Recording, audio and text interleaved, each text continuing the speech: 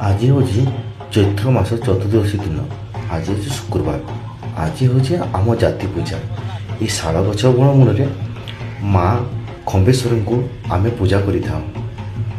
ଦୀପ, ଧୂପ, ଝୁଣା, ଅରୁଆ ଚାଉଳ, ହଳଦୀ, ରଙ୍ଗ ବିରଙ୍ଗ କପଡ଼ା, ସିନ୍ଦୁର, ଚୁଡ଼ି ପିନ୍ଧି ମାଙ୍କୁ ସାଜସଜ୍ଜା କରି ଆମ ଦେହରେ ପୂଜା କରିଥାନ୍ତି।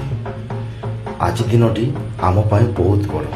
ଆମ କ୍ଷତ୍ରିୟ ସମାଜର ସମସ୍ତେ ଆସି ମାଙ୍କୁ ପୂଜା କରିଥାନ୍ତି, ମାଙ୍କର ଆଶୀର୍ବାଦ ନେଇଥାନ୍ତି ଓ ପୂଜାରେ ସମସ୍ତ କ୍ଷତ୍ରିୟ ସମାଜ ଆମ ଭାଗ ନେଇ ପୂଜାରେ ମାଙ୍କର ଆଶୀର୍ବାଦ ଲାଭ କରିଥାନ୍ତି।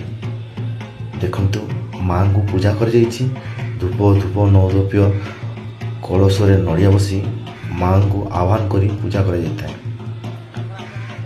ସବୁ ବର୍ଷ ଭଳି ଏ ବର୍ଷ ବି ମାଙ୍କ ପୂଜା କରାଯାଇଛି। ଆମର ଦୀପ, ତାପରେ ଖଣ୍ଡା ପୂଜା ହେଇଛି। ସମସ୍ତେ ମାଙ୍କୁ ପୂଜା କରି ଆମେ ଆଶୀର୍ବାଦ ନେଇଥାଉ। ଜୟ ମା ଖମ୍ବେଶ୍ୱରୀ କି ଜୟ।